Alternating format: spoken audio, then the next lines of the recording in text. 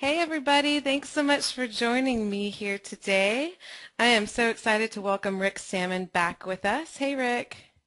Hey, how you doing, Nicole? And actually, hey, everyone, how you doing? From around the country, around the world, around the universe. This is so cool. Yes, we have so many people saying Yeah, where they're yeah. from today. I love it. Well, Rick is here to share his top Topaz tricks, tips, and techniques. He is an amazing photographer and a Canon Explorer Lite. He's a well-known authority on post-processing techniques, and he's also the award-winning author of over 36 books, including Secrets of HDR Photography and Exploring the Light. He also has 7 apps, iPhone and iPad, in the iTunes Store, including one of his new ones, the Rick Sammon's HDR Portfolio. So lots of stuff going on with him, so I'm definitely excited to have him here with us today to share. I'm about to turn it over to you, Rick, but I want to tell everybody Okay. if you're having any trouble with sound or your screen, go ahead and log off or log back in, minimize your screen, maximize your screen. That usually will solve any issues. I'll be answering questions as quickly as possible. You should have a questions module on your GoToWebinar panel, so if you have any questions, just type them in. I'll be answering them quickly, and then Rick will be answering some at the end of his presentation. So again, thanks for joining us. And with that, I will go ahead and give it over to you, Rick. Is my screen being shown? Yes, it is. I see it perfectly. Cool. I have to minimize just one thing here, and we can get going. Well, again, everyone, thank you so much, Nicole. Thanks for setting this up. It's always a lot of fun doing these. I love putting these presentations together. Today photographers really have to share. I'm reading a book. It's actually on my desk. It's called Free: The Future of Radical Price. If you want to read a good book, if you're into marketing your photography, get this book. It's called Free by Chris Anderson. But anyway, this is free, and I want to thank my friends from Topaz for doing this. So we're going to be talking about my top tricks, tips, and techniques. We're also, as you can see here, we're going to be talking about making pictures. I'm big on this. There's a big difference between taking pictures and making pictures. I'm going to show you a lot of before and after images so you can see the process that I go through. And I'm going to be talking about photography and Photoshop techniques. And if you have any questions, again, please ask. Nicole said that, she was kind enough to say I'm a skilled photographer. Well, part of being a skilled photographer is being in the right place at the right time and having some luck. This top shot on the right here, this was one of my best dumb luck shots. This is called a sun rainbow, also called a solar rainbow. This happens, just thought I'd throw this in, when clouds above 20,000 feet, the cirrus clouds are covered with ice crystals, and you get this. So I'm going to show you how I went from the picture on the bottom left to the picture on the top right during this presentation. If you want to know more about me, you could go to my website, which is ricksammon.info. I changed it from .com to .info because I really am all about info. I love sharing, I love teaching, and you can always contact me through the website. And if you have questions that come up after this, if you want to get on my mailing list, you can contact me at ricksammon@mac.com. Okay, so here is this picture. I was teaching a workshop in San Miguel de Allende last, actually earlier this month. Gave a seminar in Mexico City, then we moved over to San Miguel. But this picture was taken in a ghost town called Pozos, which is outside of San Miguel. It's really a wonderful place to shoot. When I saw this solar rainbow, I said, I have to get a shot of this.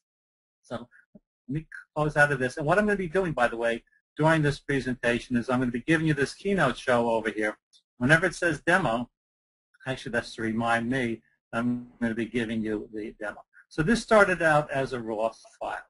We always really want to shoot raw files. I actually shot this in HDR. I figured the contrast range is so great I have to shoot HDR. Three exposures. At the 0 exposure compensation setting, then 2.0 and 2.1. I said, hey, well, let's see how much information my camera, which actually was a Canon 5D Mark II, could actually capture with the sensor. So this is what happened. You can see this little starburst here. If you're shooting into the sun, A, wear sunglasses. B, don't look directly at the sun. But if you want to get the starburst, look over here. You want to shoot at f22 because that'll give you those points of light. If you shoot at like f5.6, you're just going to get like a blur. So try to do that. Now, what I want to do here is just look at this fill light. I didn't need HDR here. This is amazing to me. So I boosted the fill light here. But I wanted to accentuate this. So with my recovery, I'm going down here. And look what it did to that. Let me just go back here. See, it accentuated that. I could reduce my exposure here a little more. And if you've never used your blacks, blacks can be your friend. These are just incredible. This really adds a beautiful tone to your picture. Now, by doing this, open up the shadows and toning down the highlights, you lose a little contrast. So I'm going to boost up the contrast. All raw files need sharpening. I'm not going to sharpen here. I'm going to boost the clarity here. You see some details start to come out here. And the difference between vibrance and saturation is vibrance basically saturates the colors that are not saturated, and vibrance saturates everything. So I'm going to boost this a little and boost this a little. I'm going to click OK. So here's my picture just coming up in a second. Okay, so now this is opening, and what I'm going to do is I'm going to make this file a little smaller, because when you apply any filter to a large file, it could take a long time for the effect to be applied.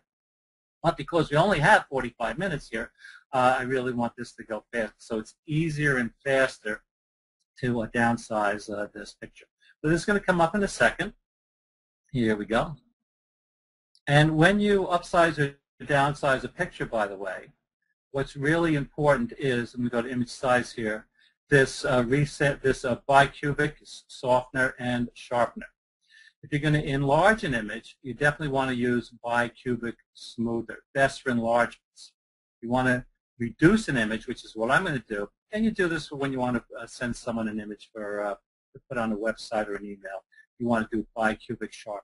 So I've selected that, and again, I'm just making this smaller, so this happens relatively fast, because I'm going to do a couple of things. Okay?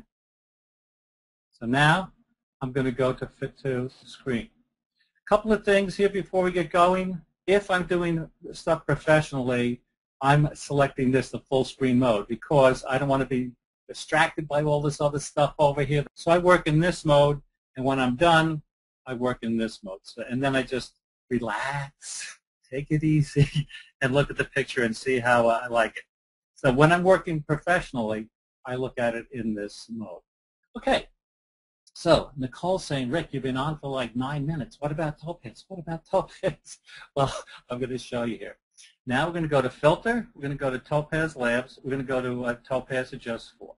The first thing I do is I always press Reset, because it resets the plugin to the default setting.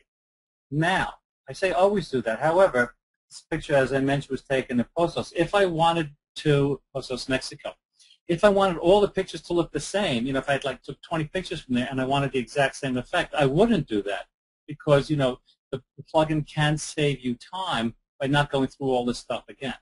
But since today I'm going to be doing all these different things, I'm pressing Reset. So that's a really good thing to remember. So we were talking about HDR. Let's see what happens if I apply HDR Pop and HDR Sketch to this. Well, they both made the picture look a little more HDR-ish, tone down the highlights and open up the shadows, but this is a telltale sign of a bad HDR, or one of the telltale signs of a bad HDR.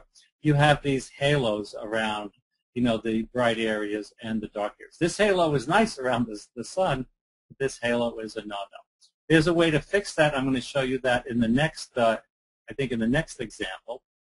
But the idea here is to try different plugins try different filters here, different effects that you think may not really be designed for a specific filter, a specific image, and you might be surprised. So I actually go through a lot of these. But I found for a lot of my landscape pictures, look at this, Portrait Drama.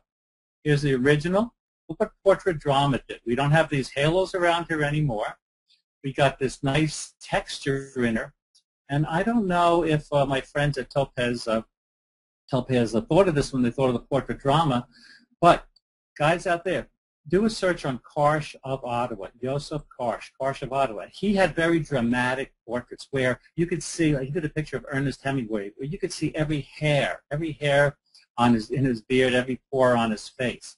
And this portrait drama effect is really good for landscapes. Try this portrait drama on landscapes. And Nicole, I don't know, but maybe in the next, I'm going through here, I don't see dramatic landscapes here yet, but maybe in the next issue, in the next edition of Topaz, we'll see that. But the idea here is, again, play with different effects. You might be pleasantly surprised.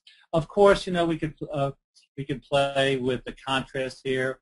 We could make this a little brighter here, and I encourage you to do this too. Play around with this. This is all about, I tell people, it's a lot of fun to work in the digital darkroom. Well, it's even more fun to play in the digital darkroom. Play around with all these settings and, again, create these one-of-a-kind images that no one else can create. So here's another image. I took this picture at the Magic Beach Motel in St. Augustine, Florida. I wanted to be able to see, how good can Topaz just HDR, do on this image, because I wanted to see inside the little door you see over there. By the way, if anyone's out there ever has to do a presentation, as you can see, it really helps to be prepared. I've been doing this for a while. So let's go to Topaz Adjust 4. Okay, again, we're going to get to some of the other plugins, by the way, too, especially the noise and the Simplify, so hang in there if you want to know about those. So here I'm going to go down to HDR Pop. Well, here are those halos again, right around the trees. But look at this. Hey, we can see inside. Magically, we can see inside. Topaz, this is amazing that it can do this. So watch this. We can reduce those halos by reducing this adaptive exposure. Now, if we go to, whoops, let me go back a little here. You go to my original, see very shady here, and now we can see into that door. So this is much more of an HDR image than the image before. But I still want to be able to see inside the door. Again, this is a JPEG file. I didn't shoot even the 3 pictures or more needed for HDR.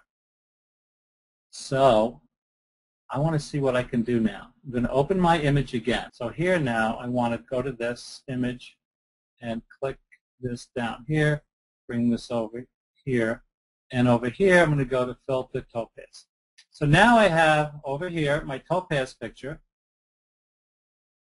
and here I have my original picture.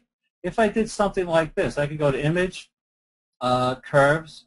If I want to pull this up, go like this so I could see inside the door. I could click OK like that, click on this image, click my Move tool, hold down the Shift key, and I'm going a little fast.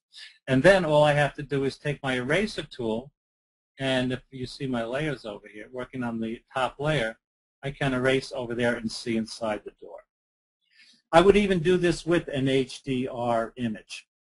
And by the way, if I wanted to see inside the door more, since I erased there, I could go to Curves and I can make the door lighter or darker. And again, I do a much better job. You see one over there. Sorry, but I'm going kind of fast. The point here is that even with an HDR image, sometimes you don't capture the entire dynamic range of the scene, so you have to work selectively. So this layering process, which I think I have another example in the presentation, this layering process is a really good way to work and think selectively, to really try to bring that image back to the way you saw it the entire, or even beyond the way you saw it, capturing the entire dynamic range of the scene. Okay, we're still in Topaz Adjust. We're going to use the HDR effect here, and we're going to talk about shadows and highlights. Our eyes can see a much greater dynamic range, than any digital camera out there. That's what's so great about HDR. And again, sometimes I shoot 7, 9 pictures for an HDR image. Sometimes, if I'm in a hurry, I might shoot, 3. But here, this is the last day in Posos. It's a beautiful church. This is taken with a 15mm lens on my Canon 5D Mark II. What's amazing is you can see straight up and straight ahead at the same time. So on the left, you see the straight out of the camera image, and on the right, you see the end result from using Topaz Just HDR and the shadow highlight control, which I'm going to show you. Now, you might think the picture on the left looks a little more natural, and that's okay. But I don't know if any of you saw this beautiful book that National Geographic photographer Jim Stanfield did, I don't know, 10 years ago or more on the Vatican. And he went in the Vatican, and this is before HDR and before digital, and he had like every light in the world, lighting up all the beautiful, rooms in the Vatican. It was just amazing. And the picture on the right looks kind of like some of his pictures because he spent a lot of time lighting everything. The people who design these beautiful churches and buildings want you to see the detail. So on the right, we can see a lot more detail. Now, what's interesting is, let me go to the shot here. Okay, when I open this picture, I thought this was like some distortion here at the top of the frame in these windows, but this is actually reflections of some of the paintings over here. This is what's amazing about digital cameras today. You just capture so much detail. So let's go to filter. Let's go to a Topaz Adjust. But we're going to be getting to some of these lens effects a little later and simplify. So this is going to be some fun. Okay, so let's go to filter. Let's go to Topaz Labs, Topaz Adjust 4, and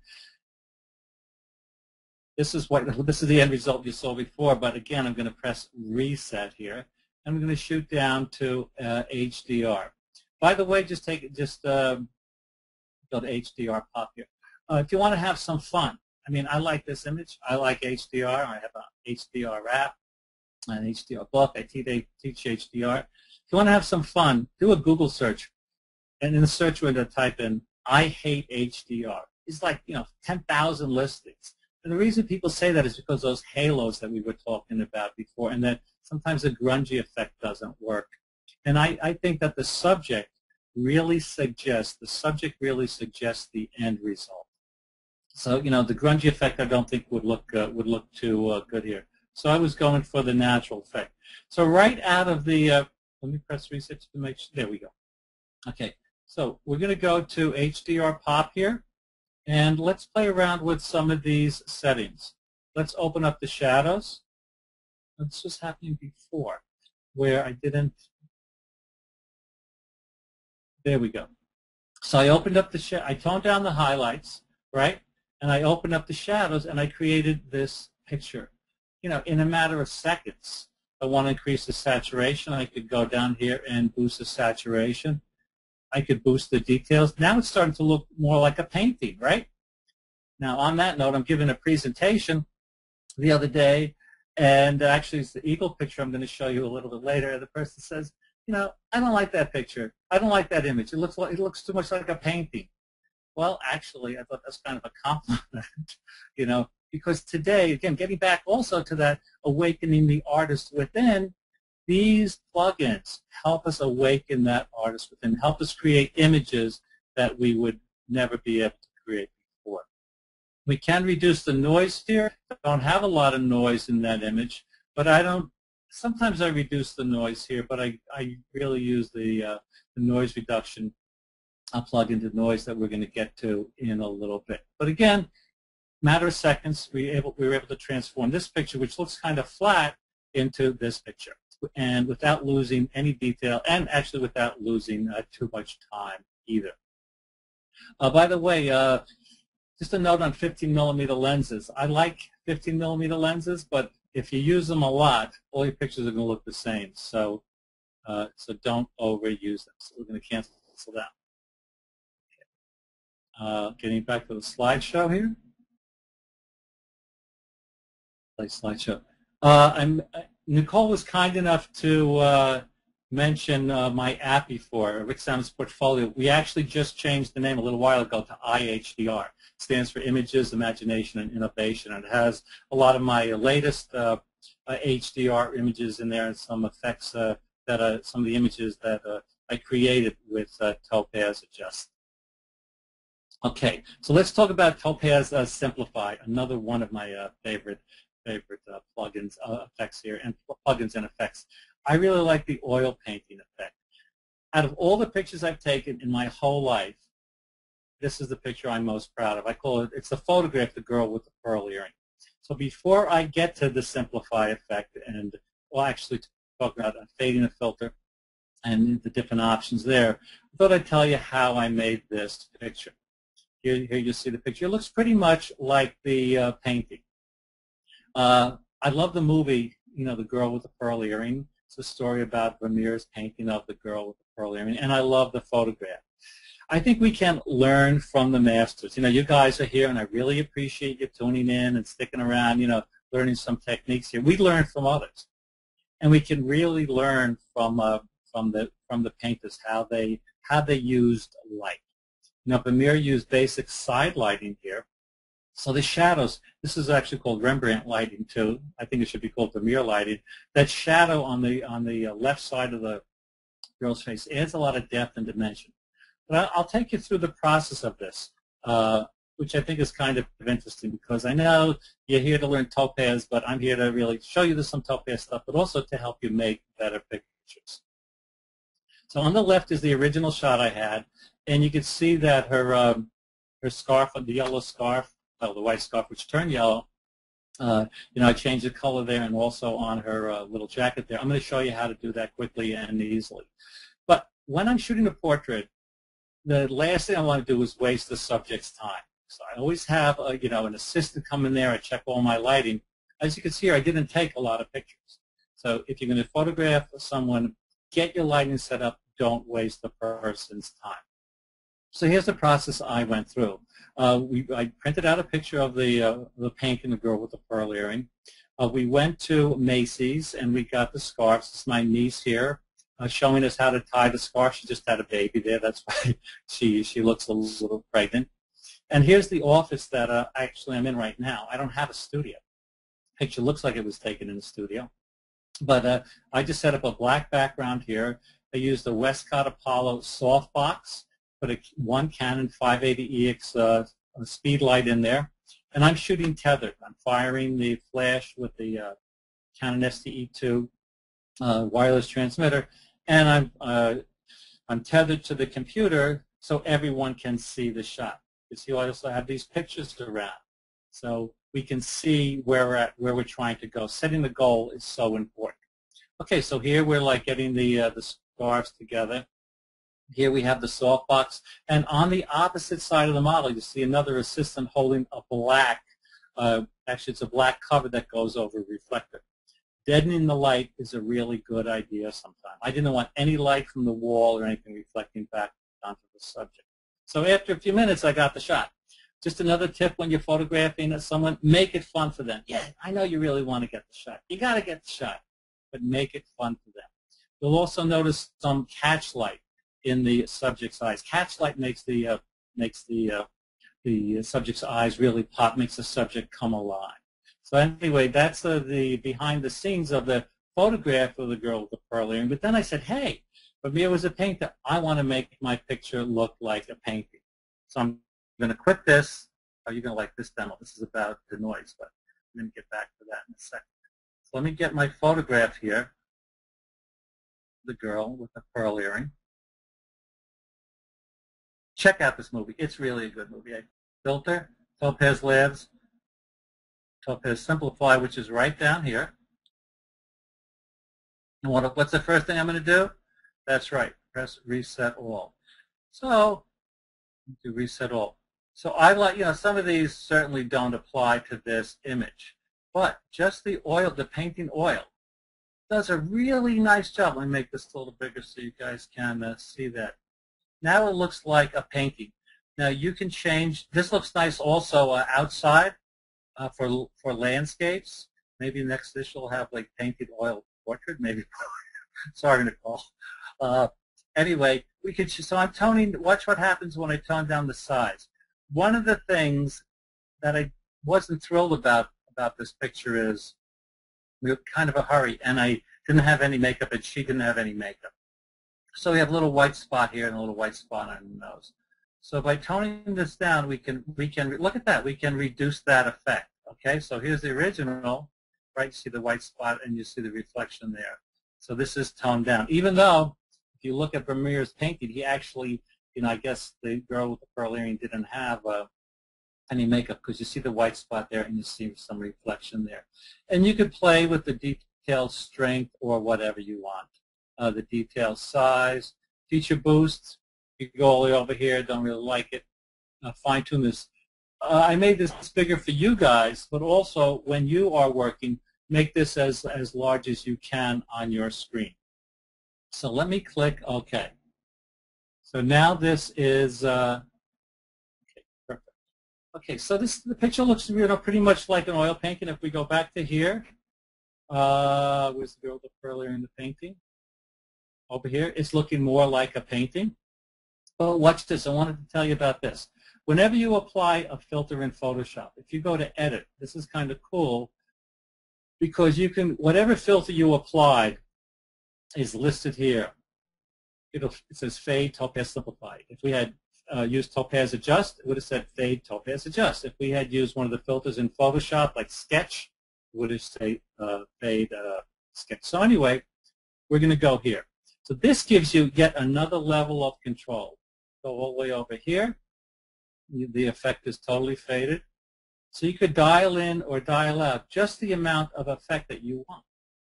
Now, it gets even better because, let me go here. Let me just leave it up here like this for now. You have all these different modes. Some don't look so good here, right? But some do look good. So play around with these. So I like this darken mode. Click OK. So here's this mode. This is how it looks with Topaz. That was a combination of Topaz and Simplify. Topaz Simplify. But here I faded the filter, so I like this a little bit more. Oh, I forgot to tell you this. I said that I was going to tell you how I changed the color. So anyway, before I get to that, play around with fading the filter. Okay, so over here, nested.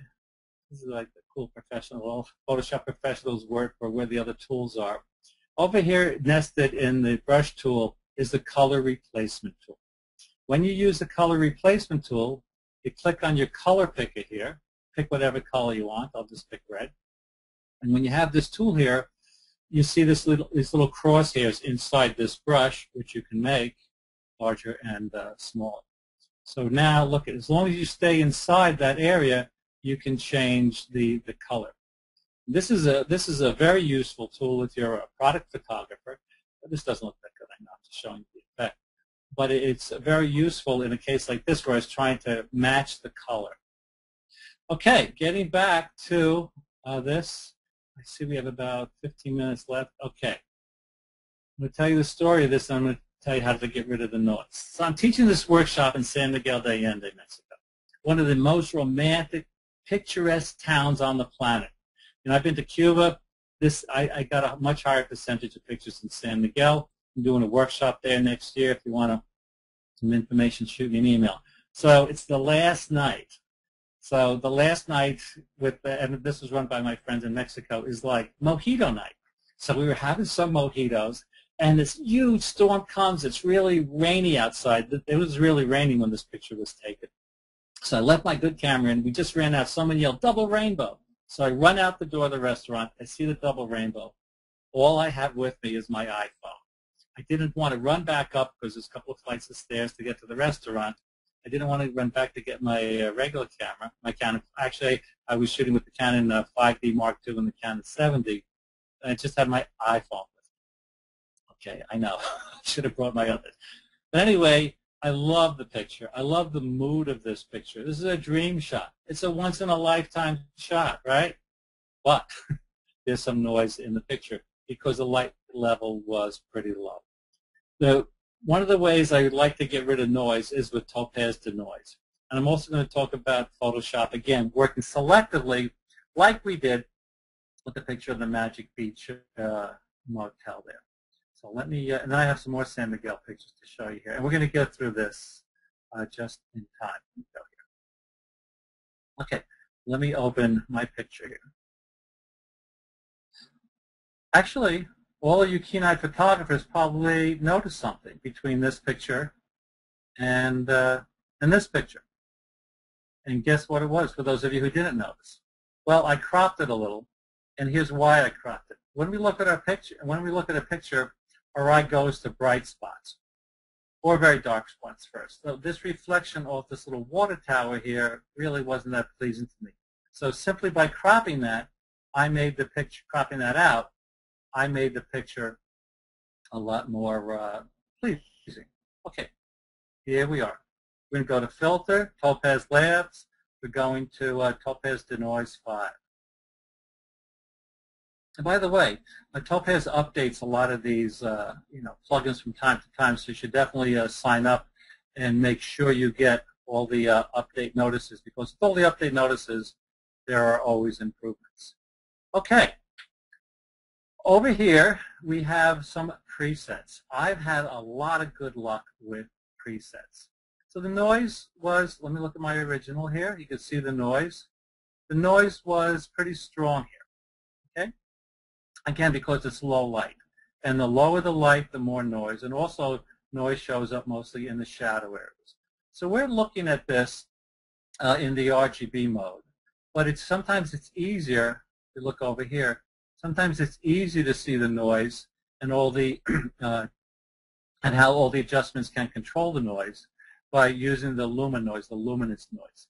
All digital files have noise. It's just the degree to noise. The higher the ISO, the more noise. The deeper the shadows, the more noise. So we have luminance noise and chroma noise. You'll see these controls in Adobe Camera Raw. But now this is it's just so easy to use. So I'm going to, and the other thing is most noise shows up in the blue channel. So this is something that you might want to do. You might want to reduce the noise in the blue channel. But just the average set, the presets here do a very good job. If you go all the way over here to the strength, it's going to take out all the noise, but even though you can bring back, as you see down here, recover the detail, the picture is going to look a little soft. So it's everything in photography, actually in life almost, is a trade-off. So we're trading something. And I'll tell you something else about noise. My father had a great expression. He said, Rick, if a picture is so boring that you notice the noise, it's a boring picture. So don't get so hung up on noise. Okay, so look at the noise over here. I'm going to go back to that because I want to show you something. So look at this. We have a sharp picture here. We can still see what time it is because magically the noise was taken out where the noise is. Someone doesn't like this joke. They actually put this on this comment on one of my YouTube videos. But I said it's kind of like a thermos. How does a thermos know? You put something hot in it, it's hot. You put something cold in it, it stays cold. How does a thermos know? It's true. How does Topaz know this? I don't know. Nicole could probably give, they could get their engineers together to talk about how you would do this. But if you want to, let me go back because this is important. Let me just go to here.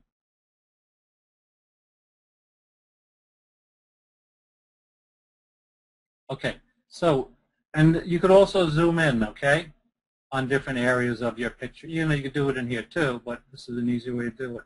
So this is, the iPhone camera is not the sharpest, it doesn't have the sharpest lens on the planet, which is why I know I should have taken my 5D with my 24 to 105 millimeter lens. But look, it's still pretty sharp. It gets a little softer, but it's still pretty sharp. So here's what we're going to do. Okay, and using that same technique that we used with the Magic Beach Motel when we wanted to see inside that door. The whole image now, we have some of the noise, most of the noise removed. So I'm going to take this image, I'm going to open this image. So I have my original image over here, right, which has a bit of noise in it, and I have my fixed image here. Holding down my Move tool, actually selecting my Move tool, holding down the Shift key, I'm going to bring this image over to this image. When you hold down the Shift key, it lines up the images exactly. So there's a noisy image. Let me see if I could show you a little better. I don't know if you could all see the noise here. Noisy images below, but it is sharper, right, than this. What we can do is, using that technique, is take our eraser tool, and actually I'll leave these layers open so you can see. On this top layer now, I'm erasing over the clock. I could erase over this whole building here. So, and again, I would do a much better job. I'd reduce the size of my brush and do all this other stuff. But we're getting close to the end here. So you can see here that I did a bad job. But you're getting the idea, and you should check to see whether or not you did a good job or a bad job. This again is that it's applying the effects selectively. So the end of this story here is I am never going anywhere without my 5D Mark II. Okay, we're talking about making pictures. So important to think about how we can make pictures. This is one of my favorite corners in San Miguel de Allende, this beautiful fountain. We got there early in the morning. And I challenged the students. I said, okay, guys, I want you all to make a great picture. So everyone had a lot of different ideas. And then it was my turn. I put our translator model in here, poster here. Then there was a man on the other side of the street, actually out of the frame, selling oranges. Now this all happened in about 2 minutes, where I'm saying to my to the translator here, ask the man to come across the street, ask the man to come across the street, we'll buy all his oranges. So he went in there.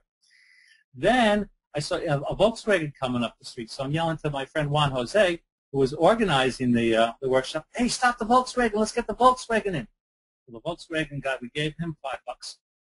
But it took about a minute to get him to put the Volkswagen in exactly the right place, because I'm saying forward, and my friend Juan Jose had to say, translate. And then I had her look at the difference in the translator looking out of the frame and looking into the frame. I made the picture. Making pictures is so much fun. You get to a scene, and it looks like this. You think about, what can I do? Just remember, you're like Francis Ford Coppola. You're a director, or any Spielberg. They're making pictures. They look at a scene and say, what can I do? But I like this crispy style in clean. This makes this look again more like a painting, but once again, I feel we can awaken the artist within. I'm going to go to Topaz Labs and go to clean. I'm just going to do this quickly because I see we're running out of time. And I like this crisp style. Here's the original, nice enough. But look what it does down here. It really looks like brush strokes here. And it makes the face look nice and flat and smooth. Also look over here. If you thought this was too much, you could play around with the strength and doing all the stuff, or fade the filter like you did before. Now here I did it for an artistic effect, but I use that sometimes for creative effects too. I was up in Alaska. I was photographing bald eagles. I'm doing this again next year. Again, if you want information on the workshop, shoot me an email. But my goal one morning was to get this type of shot, a reflection shot. That's all I wanted to do. And some of the people on the boat were shooting the eagles in the air against the trees, doing this and that. The point is, if you set a goal, you'll have a much better chance of getting a shot. So here are some of my favorite bald eagle shots from this week up in Alaska, and some are straight shots.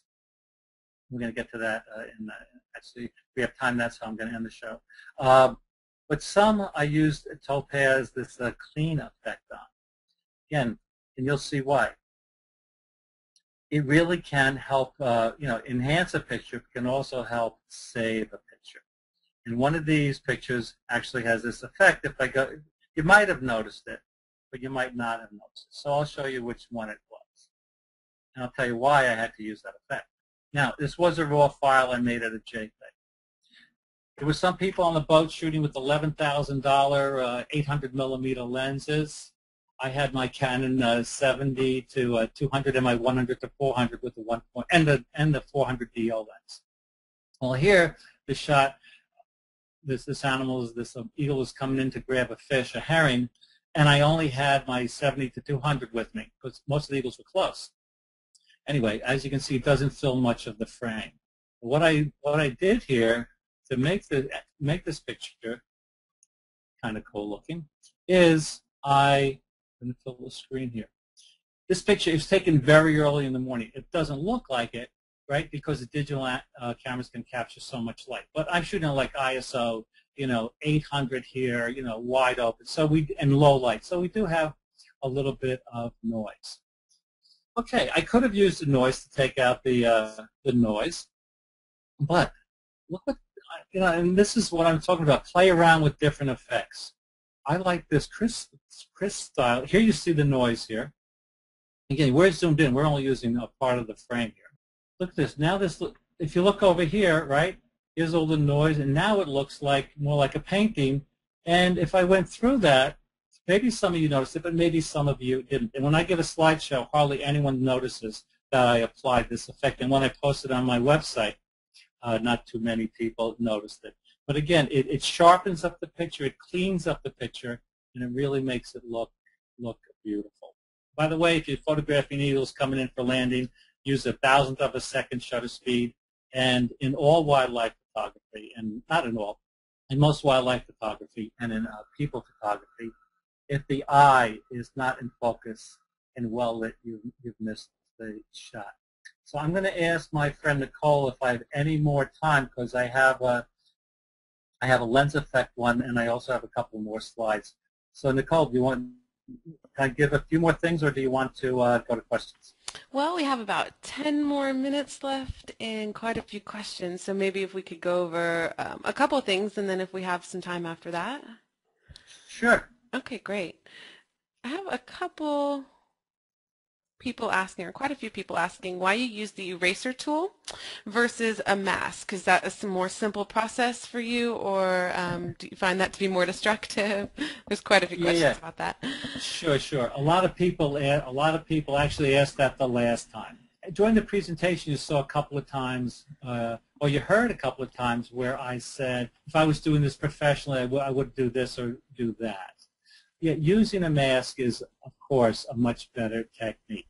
Scott Kelby was listening. He might be listening, but who knows? Or all my friends from Photoshop world, they would say, or actually my friend Kevin Ames from Atlanta, he would say, never use the eraser tool. It's destructive image editing. Well, let me tell you, in my first book, I used the eraser tool a lot on the images, and I made prints, and you can't see any difference. So it's not destructive in that way. People think it's like destructing the image. I show that way because the people who are asking that question are are definitely skilled and knowledgeable about Photoshop. But there are some people here who might be using elements, right, who are just getting into elements. So this is and actually, next time I do it, I should point that out, that this is just an easy way to explain this. So for all those keen-eyed Photoshop people out there, you're definitely 100% right. You should use a mask. This is just an easy way to demonstrate it and to get the point across. Great, thank you for clearing that up. Sure. Let's see here. We have a couple. Are they still seeing my screen? Yes, they are. Okay. We have a few others here. On your church photo, was there? I think it was just more of a personal choice, but Theodore asked, why not straighten the image instead of using the fisheye effect? Yeah, no, it's a good point. During the talk there, I said that I like using the fisheye. I like using the fisheye lens effect. And then I said, if you use it all the time, it gets overdone. Here I use the 15mm lens, the Canon 15mm lens, which costs about $600 or $700. But I also have the 14mm fisheye lens, a rectilinear lens, where you don't get that distortion. But it's twice as expensive. I had both with me. I thought the 15 was fine here. Again, I like to tell people to embrace the distortion. Again, some purists may not like this type of effect, but here I thought it was kind of cool to be able to see up and straight and a little bit down at the same time. But again, all this stuff is so subjective. It's like the person who said, "Oh, I don't like your image. It looks like a painting." Right? It's all so subjective.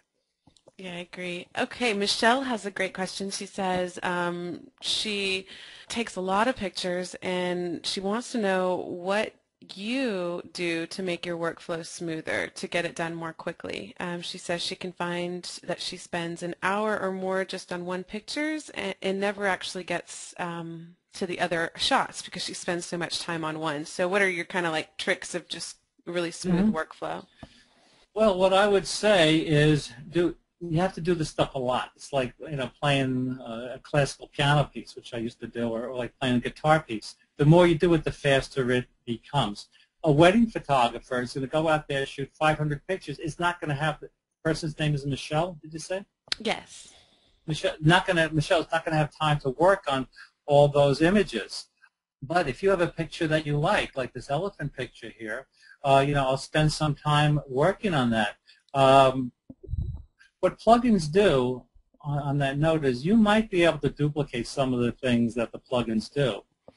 In Photoshop, it might take you a long time though. What the plugins do is they speed up. They really speed up the process.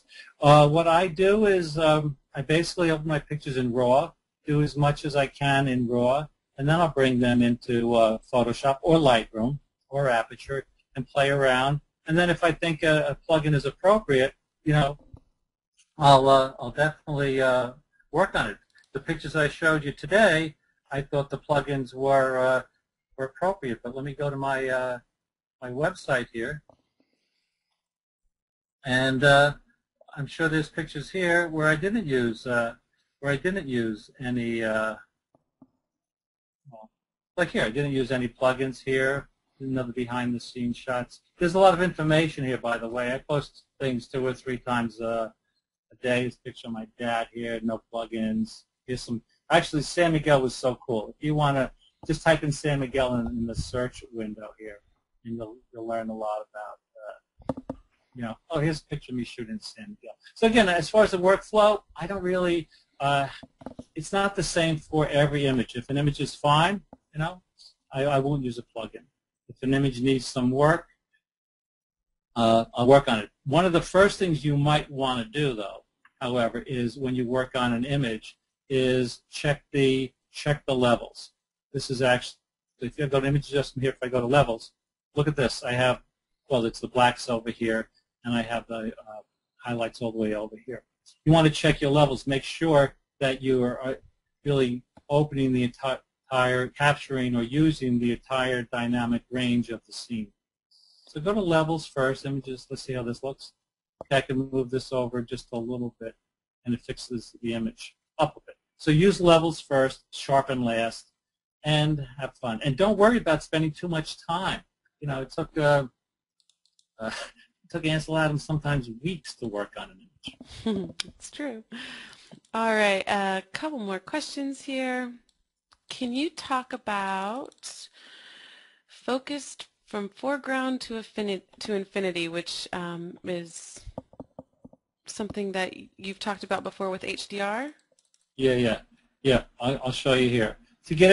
When I take a picture like this, I want a cityscape, a landscape, a seascape, whatever. I want the scene to look as it looks to my eyes, everything in the scene in focus. And here's, lenses used to have what's called a hyperfocal point setting on them. You turn the lens to the setting, and it gave you the maximum depth of field. Didn't guarantee everything would be in focus, but it gave you the maximum. Well, what I do in a scene like this is, or what you would want to do is you want to use a wide-angle lens, at least a 24-millimeter lens. Here, this was taken at about the 24-millimeter setting. A wide-angle lens. Use a small f-stop, f16 or so, and focus 1/3 into the scene. Just because you have an autofocus camera doesn't mean that the camera knows where you want to focus. My camera has like 45 autofocus points all around here. Well, if I just set it on that, it would have focused on the girl, and you wouldn't be able to read this dentist sign over here. It's getting pixelated because I downsized this image in the original. It's super sharp. But anyway, so I wanted her to be in focus. I wanted the sign over here to be in focus. I wanted everything to be in the scene in focus. So with this, if I used all the 45 points set at one time, would have selected her. So this would have been a little soft, going to be the license plate. Wide-angle lens, small aperture, focus 1/3 into the scene. The wider the lens, you'll have more in focus. One thing you might want to do for extra depth of field, shoot wider. Although one of my tips is, the name of the game is to fill the frame. If I shot wider, included more of the scene, and because these cameras today have so many megapixels, and just crop this area, I would have a better chance of getting more in focus too. So think about that. Don't follow that tip all the time. The name of the game is to fill the frame. All right. Well, thank you so much. You can follow Rick at www.ricksammon.info. I know he showed you a few times, and a lot of people were asking about that, so I'll go ahead and send that in the follow-up email. And then his Twitter account is twitter.com/ricksammon. If you want to sign up for any upcoming webinars, you can sign up at topazlabs.com/webinars. And I know you can get in touch with Rick through his blog. If you have any questions specific for him, or if you have any questions for me, go ahead and send them to webinars@topazlabs.com. And that I will go ahead and answer those as quickly as I can. So it is about time to end it, and I'm sorry there are a lot of questions still coming through, but again, you can get in touch with either of us. I want to say thank you so much to you, Rick. I really appreciate you coming back and sharing the tips. Thank you. Well, thank you. And I actually start all my seminars, and I teach a lot of seminars, right? I start my seminars by saying, is there anyone in the room who ever sent me an email that I did not answer? And I can actually say that with confidence because I answer all the emails relating to photography. So if you have a question, please send it along. Thank you, everybody, so much. I really appreciate you spending some time with me. And thank you, Nicole, and thank Topaz. Absolutely.